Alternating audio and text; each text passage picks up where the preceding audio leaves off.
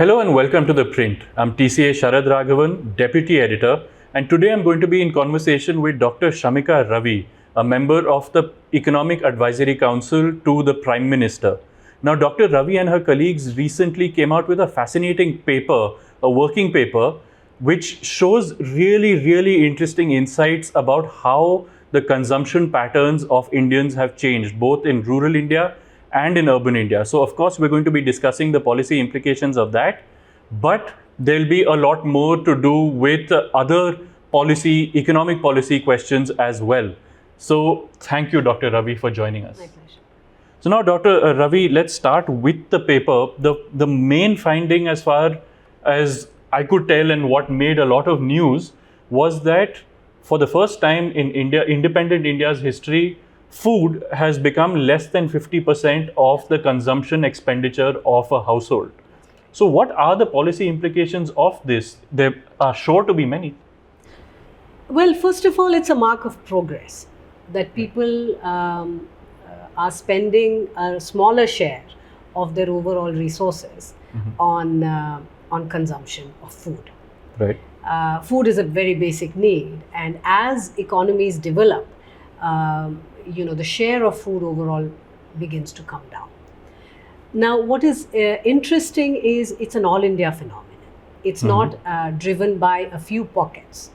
It's not urban or only rural. In fact, overall, as well as if you look at rural separately, households are spending less on food.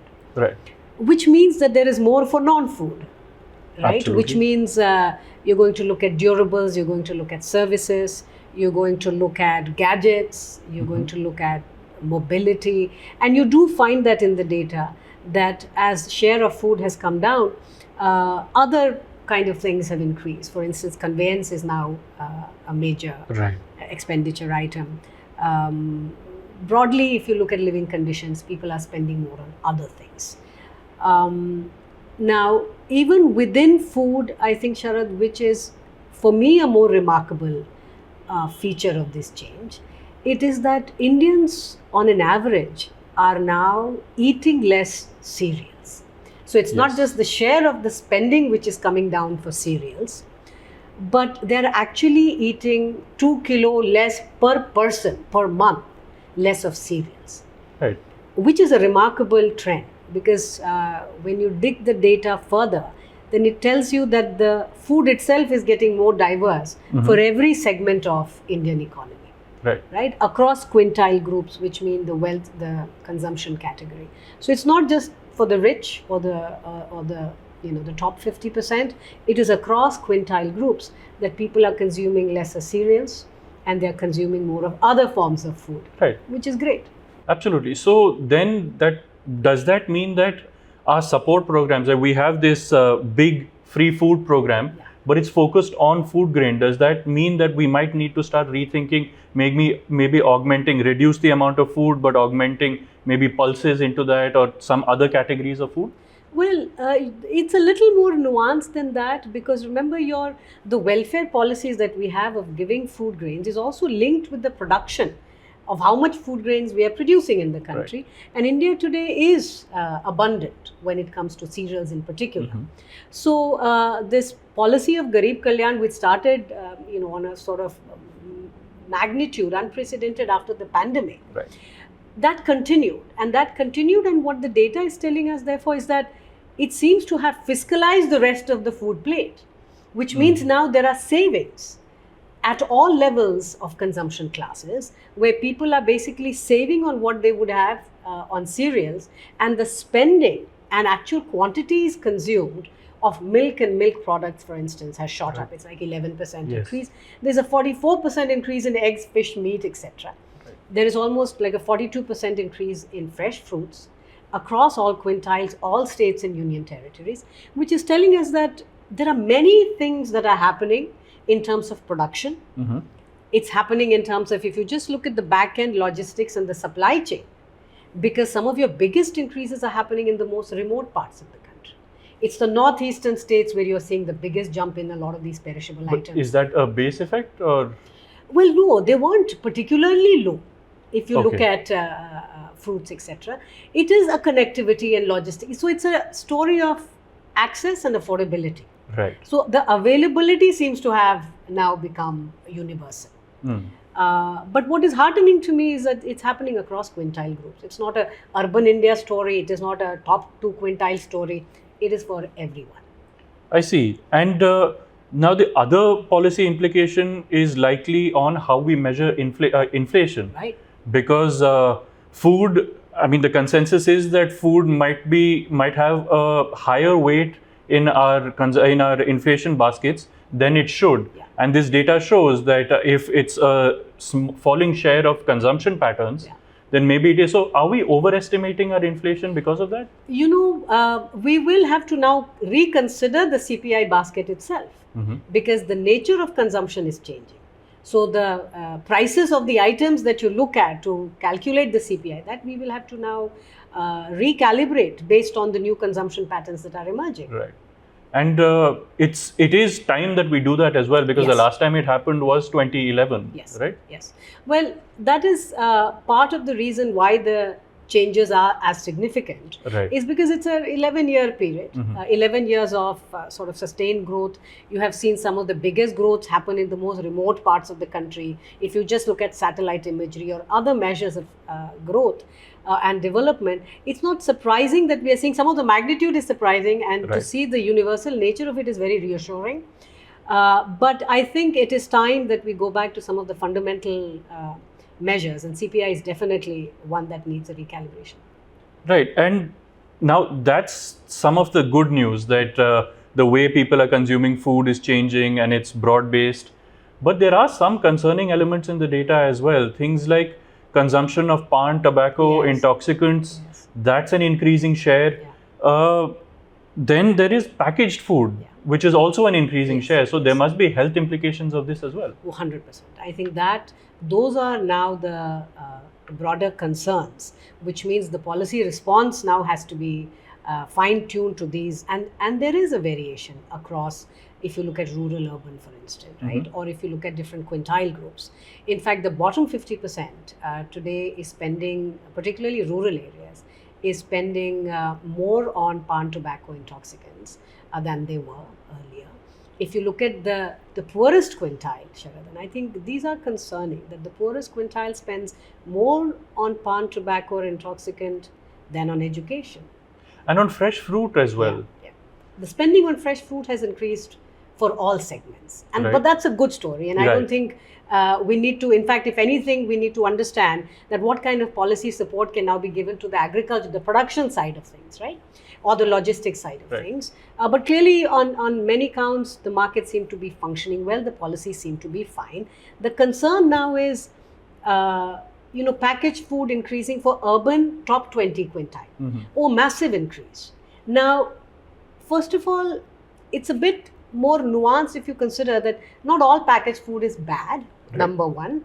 Some of them are highly concerning because, it's a lot of trans fat, it could be very saturated in gluten, etc. So there are health impacts of that we need to, of course, worry about. But we also know that packaging and processing of food is a natural evolution of the agriculture sector in terms of value addition. Right. So this is also a sector which employs a lot of people. This is the sign of development in most societies, right? Packaging and processing, and the fact that you're able to access quality food from the outside and not just made within the household. So I think these are certain market forces and forces of evolution that we now have to respond to, right? Which means, and in fact, in many developed countries, including in Asia.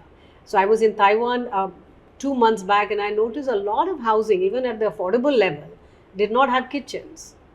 So that tells you that, good food, fresh food is easily available outside. Community kitchens. Community kitchen, or just the fact that you can buy food off. Or go to, for instance, if you move around in southern part of our country, fresh idlis are available every half a kilometer. Right. And, I think these are things which will change. Availability of bread. A lot of different kinds of milk products, etc. So processed food is not all bad. That's a natural evolution of the food consumption pattern. But I think what we will have to worry about is in terms of excessively processed and what is it doing to the health. Yes. Right. So we will have to separately analyze processed food. And I must confess, in this paper, the health impact, we've not been able to measure micronutrients from processed food. What we are able to do is what is happening to iron intake or vitamins, minerals, different kind of, for the food basket minus the processed. Because processed food, you really have to get into the details of whether it's kurkure, white bread, what is it, right? So the analysis is more based on cereals and eggs, fish and meat. It's milk and milk products, fresh fruits. And there we are seeing that the overall micronutrients, the intake itself has increased among all households, again, all states. For some states, it's fascinating how much the diversity has expanded. Like people are eating or getting their iron from many more sources now than they were from, let's say, only fortified rice. I see. And these have direct bearing on, in fact, the paper looks at anemia in particular. Yes. Because iron intake is important, but the paper actually finds that sources of iron is equally important, if not more. Right. So it's not enough that we eat more iron, but it's better if it comes from a variety of sources. So these are good parts of evolution, and I think the policy response there is good. We have to worry now in terms of also the production side of the story. Okay. Right? Which means if people are demanding and eating more varied and diverse food items, I think diversification now has to be the driving agenda, even in our agriculture policy. I see. So various states that are overly focusing on, say, maybe food grain might need to diversify. Absolutely. I see. Absolutely, because that is the long-term response to the demand. To the demand, right? But there is one thing that you mentioned that jumped out at me, that the lower quintiles in rural India are spending more on pan, tobacco and intoxicants than on education. That's correct. How does one respond to that? Because, I mean, is it because the cost of education is low? Is it that they are not going for education? Well, given after RTE, after Sarva Shiksha, our enrollment is now extremely high. It's almost universal, right? Right. So children are going to school, but the spending of the household, these two categories, the reason you look at it is because there is a set notion that, everybody wants to spend on health and education, and the sin goods, what we often call in development economics, pan, tobacco, intoxicants, chai, coffee, these are all, by the way, sin goods. And I sometimes refrain from using that, but these are common parlance within the literature. These are facts of life. This is what is happening on the ground. Right. Whether we like it or not. Now, the point is, the role of policy then has to be of how do you respond to this, right? Which means, obviously public campaigns, you are seeing different states respond differently. If it is particularly leading to violence or health impacts, and naturally these will lead to long-term health impacts, we have to now, very accurately measure them to see what is the health outcome out of this kind of increased spending. And remember, a rising share, Sharad, is not just, it's a rising share of a larger pie. Of a larger, which means in absolute terms also. People are spending, particularly in the, poorer segments of Indian society, people, and in rural areas, people are spending a lot on these kind of items. Do we have some insight into how this has grown in particularly the prohibition states, Bihar or Gujarat, where you can't buy alcohol? That's a very good question. We should definitely look at it, right, to see how are people responding to these prohibition, right? But broadly, we know that prohibition doesn't lead to zero consumption. Of course. If anything, it just drives the market underground. And my null hypothesis would be you are going to see more risky behavior. You are going to see more deaths and morbidities on account of spurious impure alcohol. And spurious. And of course, the state misses out on any form of revenue because it's illegal. Right. I think it just drives markets underground. But I think it's a federal subject. Different communities, different societies, different states use these as levers to respond to their local pressures. So I'm not moralizing here. I'm just saying, as a pragmatic policy maker at the local level, we will have to measure the impact of these things and respond, because sometimes the costs are not immediate, but they will come out in the form of longer term public health outcomes. I understand. And so now we have an updated household consumption expenditure survey, and there is talk that the CPI, the IIP, and even the GDP data, the base years for all of these are going to be updated. Correct. But we still don't have a census. That's correct. So how much of a policy problem is this? We definitely need the census. Right. We need the census on account of it's almost like common knowledge today. From what I gather, I think there is an effort to do it. It's likely to be highly digitized. It's likely to have elements of self-reporting. So there are going to be newer things tried. Right. But we will have to just wait for it to happen to get the data. Right. For those of us who depend on data to say anything in policy, because otherwise it's opinion. And if you want to say anything systematic or be actually, be in a position to state something as an objective fact, then data really is the only way to do it. And 2011 is now too long back. Right. And even if the projections are to be considered from 2011, then the Indian economy, just the nature of the growth and the kind of the pace of growth and urbanization and just kind of changes we are seeing, we are likely to have defied a lot of those projections as well, right? Right. So I think it's important to get a reality check on the latest data. Right. And the pandemic itself would have served as some sort of reset to a lot of economic behavior because a lot changed. So then yes, the updated data. The pandemic, in fact, this is, Sharad, when we started looking at the data, there were some broad things that jump at you so you get into the details. Yes. This report, just out of interest and the group, the curiosity amongst the researchers led us towards a path of public health. So we ended up analyzing anemia because of food and then the impacts on nutrition policy, etc. But many things are changing. In fact, post-pandemic, in certain states, the nature of families have changed. People are going back to joint setup and STEM setup, Right. away from nuclear setup, and these are long-term structural changes. So I think a lot of empirical work is still pending, and the data, the unit level just came out 2 months back. So I'm hoping it's not just us, but many researchers in the development economics realm are going to analyze very different aspects of it. And I think the COVID, because it's, it falls in between 11, 12, Yes. and we are in a position to measure many such changes, right? But to me, again, the changing nature of family structure, who would have thought that you will see a reversal where nuclear families are now going back into STEM and joint setup away from the movements that we saw in the past decades. So these are extremely fascinating changes that are happening on the ground. Absolutely. And okay, so now switching gears a little bit and coming to state finances Yeah. and things like pension. Yeah. We have the new unified pension scheme. What are the kind of implications this could have on not only government finance, central government finances, but state finances? But along with that, we have a new finance commission that's doing its work.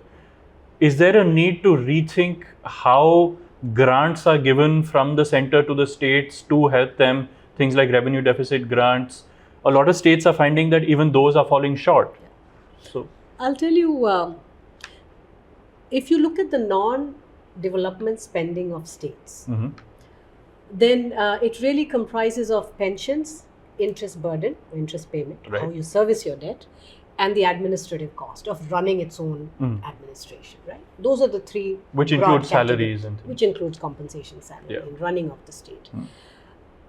There are some states where the pension burden, now if you just look at where is the money for all of this coming from, if you look at the relationship between pensions, spending on pensions and the development spending, you'll see a concern, right? There are, in fact, before we brought in the NPS, in the first 10 years of liberalization in India, you are seeing, you see this for every state of the union. every state across the country, there is a rising share of pensions to development spending, which means that, look, people are aging, and we brought in this, the old pension scheme that existed.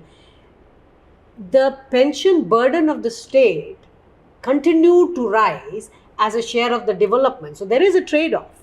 It's important to understand that whether it is the pension payout, whether it is the interest payout, whether it's the administration costs, etc., a lot of it, there is a trade-off between the development spending and these non-development spending.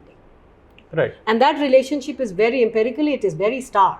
In fact, it's only when the NPS came in that you see a stabilizing of the pensions to the development spending. Because there were contributions being made towards people began to, the burden reduced because you are now required to contribute, right? So there is a continuity on that front. Even the UPS really gives you a choice between, whether it should be a short amount or whether it is invested in the markets, right? I think the larger concern, Sharad, to me as a development economist, as someone who is thinking of the larger fiscal concerns for a long-term perspective, there are two things that stand out. One is, it's on an average 5% of a state's population is employed with the state government. Right. So the pensions and the great deal of energy and the resource that we are spending on state employees is really 5% of the state. Yes. And the money coming out is from the development spending, which affects 95% or 100% of the states. The trade-off is very stark. And I'm often dismayed when I see that perhaps it's the mobilizing power of the 5% across states that it becomes the most important political sort of the electoral tool. Right? These are instruments on which state elections have been fought. I think this is a cause of larger concern, that because 5% is well organized, so much energy. If we were talking about larger pension reforms, which like the Ayushman Bharat, when we think of health insurance now moving to middle classes or covering everyone above the age of 70, those to me are progressive reforms. But here, 5% government employees. That I think is a gorilla in the room we should be really addressing, number one. And number two, we also have to talk about state revenues, Sharad. It's a pity that, and when you mentioned the Finance Commission, my hope of the Finance Commission would be that, we will also do, basic analysis of sort of trying to understand what is happening to different states' capacity to generate revenue, which is the bigger concern, not just sharing, grants. Grants or short-term measures had to get over a certain impediment. There are states in the country whose revenues have not risen. Yes. Their capability to generate revenues have not shown any promise. And I think those are the bigger concerns we should be talking about. Your long-term development strategy cannot be one of grants. Of course. Right? Which means we'll have to go back to this whole idea of, ease of doing business and the state becoming business friendly, state being able to generate revenue, have pragmatic policies which bolsters your own local resources. But this ability to generate revenue, they say, has been impeded a lot by GST. So you're saying that outside of GST, they need to figure out a way to bolster their revenue. But remember, GST is also not written in stone, Sharad. There are negotiations that happen within the council. Right. And different states have negotiated sweet deals as well. So the point being that we cannot, now just because we have, GST does not absolve state. After all, there is a reason that the fast growing states of the country are able to bring about a lot of progressive development, schemes. And they're able to do that on the back of growth and the fact that they are generating a large amount of revenue, which makes many things possible, right? I think the tension is when a lot of this conversation gets concentrated on only the grants and the sharing of the grants, rather than just seeing the long-term revenue generating capability. And here, of course, the northeastern states stand out. That other than Sikkim, there is very little change in the capacity of states to generate revenue. If you just compare the last 30 years, right, with all this expansion in infrastructure, with all this great sort of expansion of the supply chain side of things, we have to now actively work on, I think, economic strategies for each of these states to then fulfill the promise that each state has. And we can see the evidence of the supply chains in the data on consumption. Exactly. Right? Bilkul sahi. Absolutely. So the demand side of things are picking up, right? Now we need to understand, like, what is each state's economic strategy, let's say for the next 10 years. Right. What are they going to do? How are they going to generate revenue? Which are the industries they want to promote? And again, we are seeing this in the small state of Sikkim. It truly is a breakout state. And it's again part of the same region. Yes. It has sort of similar concerns. So I think different states are responding. And then again, if you look at a state like Bihar, right? Bihar, the largest sort of source of growth there is agriculture. Yes. With great degree of diversification. They're doing really well. But that's a sector which is not taxed. So it's not doing very much for the tax revenue of Bihar. And in fact, if you look at the per capita spending, so expenditure, if you look at it, we are spending least amount per Bihari compared to any other state, right? Correct. So I think these are deeper issues that we have to worry about rather than just grants kaise share honge. These are smaller and more short-term measures. Long-term, we have to think of revenue strategies for the states. Great. And okay, so that's looking within India in quite some detail. But there is one issue to do with our dealings with the outside world that I also wanted to discuss with you. It was mentioned in the economic survey as well. This is basically our relationship with China. Because our trade with China, we depend on it a lot on inputs. And then, our manufacturing sector, we're trying to grow it. But there are strategic concerns as well, and we can't compromise on security. So how do we square this circle, basically, the strategic versus the economic necessities? I think every country today, when they're coming out with industrial policy 2.0, whether it is a CHIP Act or Science Act, whatever, whether it's the US, whether it is parts of Europe, and these are affluent nations which are trying to respond to the pressures that the Chinese expanded capacity to basically flood the world global market with cheap products, cheap inputs. We are trying in our own way. So you are hearing talks of dumping and anti-dumping, etc. So in that sense, we are following a lot of what the global economy is doing. Our concern, Sharad, is a little more nuanced. Our problem becomes because at our stage of development, for us, we need manufacturing, we need industrialization as to become the bedrock, which is almost like a undoing. We are trying to make corrections for many years of, I think, very faulty and myopic belief that Delhi held that India has missed the manufacturing bus. Right. Right? It was a common phrase you heard until 10 years back. And actually, it wasn't just Delhi experts talking like that. Industry and many parts of manufacturing had internalized that. There is no point expanding here. In fact, if you see the labor market, today, one of the deepest crises in manufacturing is having mid-management. People with 10 to 15 years of work ex. We have very few people in many industries. In fact, I'm now being told that there are several industries in India where they are hiring mid-managers from Spain or Italy to come and do that kind of work here because हमारे यहाँ ये लोग हैं ही नहीं. That's because en masse people move towards services of manufacturing तो होने वाला है नहीं. We have missed the bus. 30 years ago, they did not join manufacturing, they joined services. Bilkul. And that continued till 10 years back when you basically said, what are we doing? We have you cannot make this jump, number one. No society has done it in the past, that agriculture se seedhe services mein jayenge. Right. And for this kind of a workforce, for this size of population, it is extremely naive to believe that we only need services. Service has done very well for us, and so we continue to support it in every way. But there is no denying that manufacturing is a pathway. See, what happens is, for the size of workforce that we have, the largest population in the world, with significant amount or share of people still in agriculture, and highly underemployed, if you consider that you have hours and hours, days of the week, months in the year, when there is no real value being created, right? So people cannot be, transitioned into services.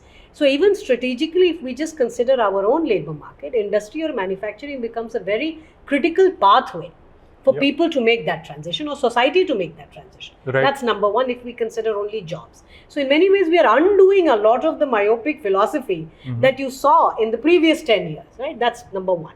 Number two, as China ages, China's core sort of competitive advantage in the labor market, we have always known that they will lose the competitive advantage as far as labor is concerned. Yes. Now, we didn't know that there will be trade war and so on, but we always knew that here is an aging population.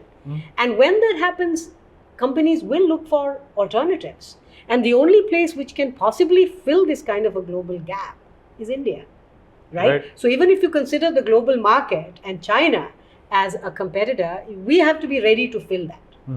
The third is, China's growth, a large part of it in the first 20 years post WTO, happened on trade with the OECD countries, the rich nations. Right. But the whole world is growing, Sharad. Latin America is growing, Africa is growing, the rest of Asia is growing, which means the demand for simple manufactured items, small electronics, apparels, textiles, if you look at woodwork, small electronics, etc.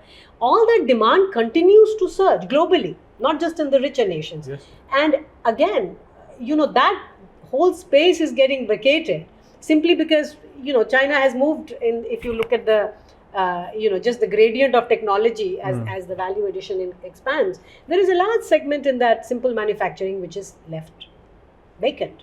We have to be ready to fill that. So we've had a complete reorientation in the Indian policy making space, which means not just at the top in the leadership, but across the entire, including how students respond, what courses to do. We have to make shop floor and factories attractive again, because everybody cannot become a coder.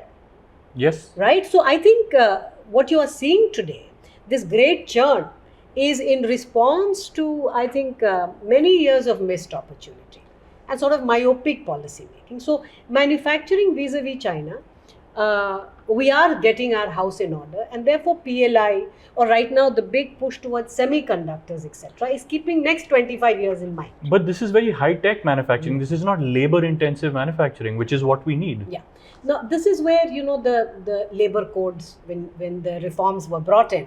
And that's where, in fact, there is now convincing evidence which is telling you the states which were able to enact these labor, these friendly policies, business friendly policies, are actually, they're growing much faster. They're able to respond to this suddenly expanded global market that their production has. States which have not brought in these labor codes, that have not brought in the reforms, are still stuck. वहाँ पे बहुत मुश्किल है. In fact, if you look at overall unemployment numbers, right? We are concerned about unemployment. Everyone is concerned. The point is not all states are equal. We have states which are growing fast. If you look at Karnataka, Gujarat, Chhattisgarh even, वहाँ पे तो बहुत कम unemployment है. Why is Kerala's unemployment twice of national average? So we'll have to become, what I'm saying is, every state will have to pull its weight. Absolutely. Right? They are competing not just for investments, but at the end of the day, they are going to be competing for talent and labor, right? And basic skills.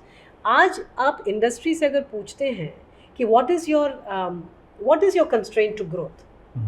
It's not capital anymore. It's not finance. It's always skilled manpower.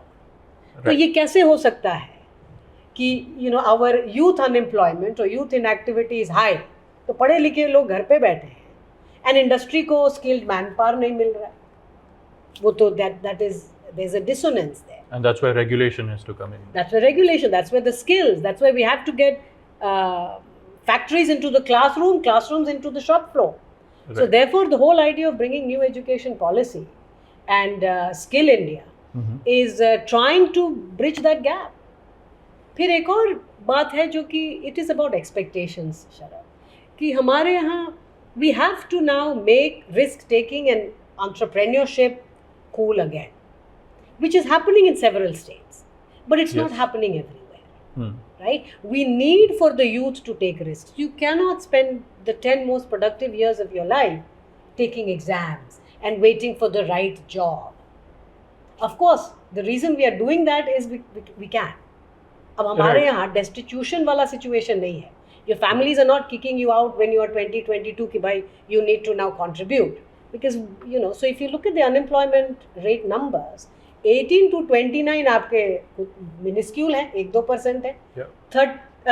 18 से 29 it is around 10-12%. 30 के बाद it is 1 or 2%. Right. So there is a big switch that is happening around the age of 30. So they spend all of their time preparing for all of these exams and things like that. If they don't get in, they just quickly get a job. Because the jobs are there. It is Right. matching of expectations, Yeah. which I think requires, it's a societal effort. Right. Right? And this is why, you know, you go to the business schools, you look at the graduates, a lot of them have entrepreneurial ideas, they have startup ideas. Mhm. The overwhelming attraction to government jobs, you don't find that in fast growing states or in states where you have you know, major growth either in services or in industry. Right. Right? So I think there has to be, of course, I'm not saying that, you know, government needs good people, government also needs to expand. Lekin we need our youth to take risks. I see. And okay, so now as a final question, I wanted to ask you that I know you can't go into details, but what are some of the broad brush economic policy issues that are occupying the minds in the EACPM? You know, you'll have to talk to each mind because each of us work on things and areas which we feel very strongly about. I can tell you what is occupying my mind. Right now, I want to understand how the real economy in India is changing. Okay. I was fascinated to find that in the bottom 20%, the poorest 20%, you know, ownership of automobiles used to be 4% 10 years back. Right. Today it is 40%.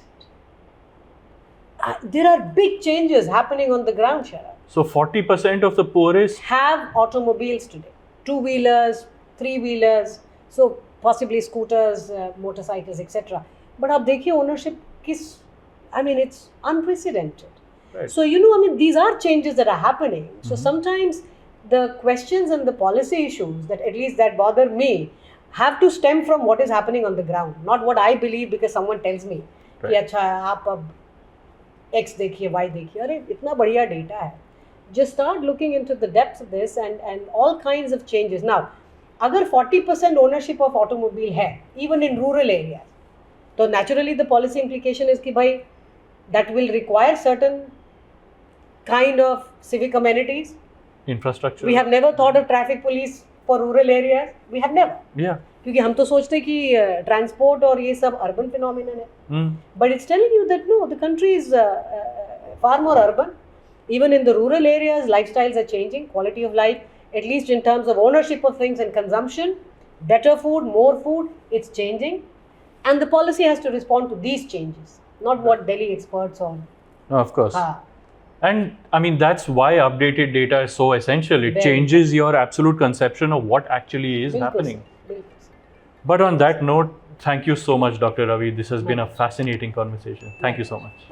Thank you.